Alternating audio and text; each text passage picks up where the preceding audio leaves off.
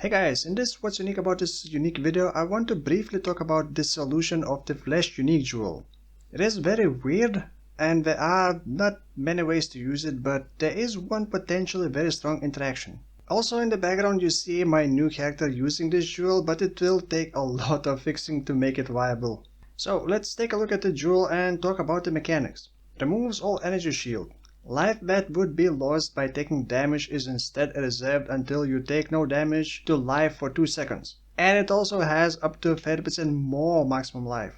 Okay, so first, what did I just read and what does it mean in human language? Essentially, it means that you reserve your life instead of taking damage. And if you keep taking damage, you will end up reserving 100% of your life and die unless you can avoid taking new damage for 2 seconds. This reservation cannot be reduced, but you are still able to mitigate the damage. After avoiding taking new damage for 2 seconds, that reservation will be reset. And because it is a reservation, you cannot really save yourself with Bleach or Regen or Life Flask. However, there is interesting synergy with Eternal Youth node and Petrified Blood.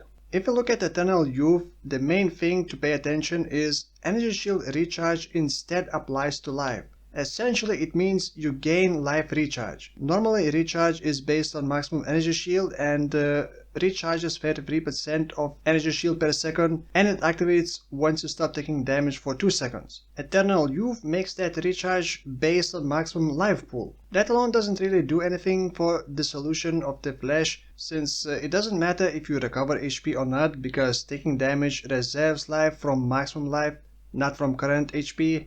However, once we add Petrified Blood, things get a little more interesting. You know how Petrified Blood splits the damage? Part of hit damage will be taken normally and the other part will be lost over 4 seconds. Lost is important wording because life lost or sacrificed will not reserve life while using Dissolution of the Flesh. And on top of that, you do not technically take damage, which means you always have life recharge going on, which offsets life lost from Petrified Blood.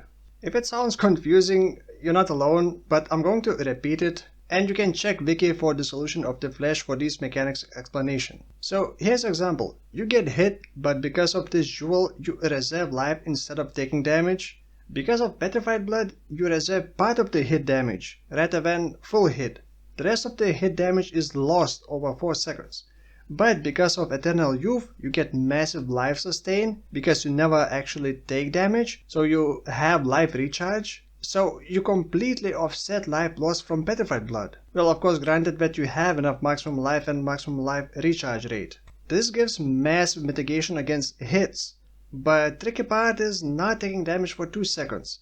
Any tiny degen you will keep that reservation from resetting. So Blood Rage or Righteous Fire is a big no-no. You'll also need to find a way to remove or be immune to Poison, Ignite, Corrupting Blood, Caustic Ground, Burning Ground, and other degen effects like Vortex or Searing Bond. Finding 2-second window of not taking damage is actually easier than you may think, but avoiding all the possible degen effects is a lot trickier. And remember, Petrified Blood does not mitigate the degen effects, only hit damage. Most other mitigations like Fortify also only mitigates hit damage.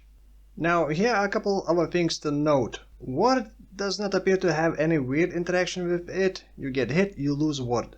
Cast when damage taken also works normally. Temporal Rift has no effect on reservation, sadly. Normally, you could use it to reset your HP values from a couple seconds ago, but not for reservation. And modifiers that I'm not sure about are something like Chieftain's Recovery node.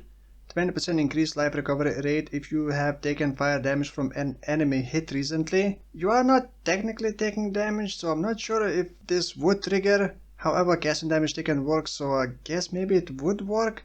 However, still, even if it does work, would it affect life recharge rate since it is originally energy shield recharge?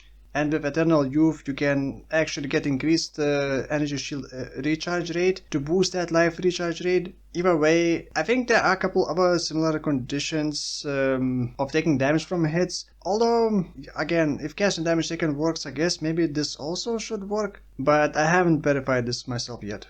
Anyhow, the build that I'm currently doing with these mechanics is Wildstrike Berserker. And because the Dissolution of the Flesh gives more life, I went with Bloodthirst to benefit from that extra life and get flat physical damage from it.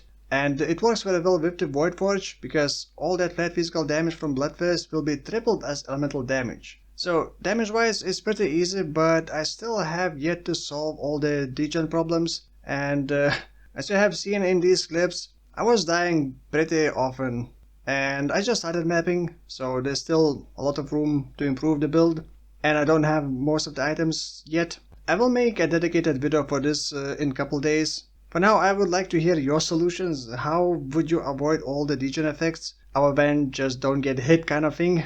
Also, if you're not subscribed, well, you're missing out on our interesting game mechanics and builds that I talk about. For now, thank you for watching and I will see you in the next one. Bye bye.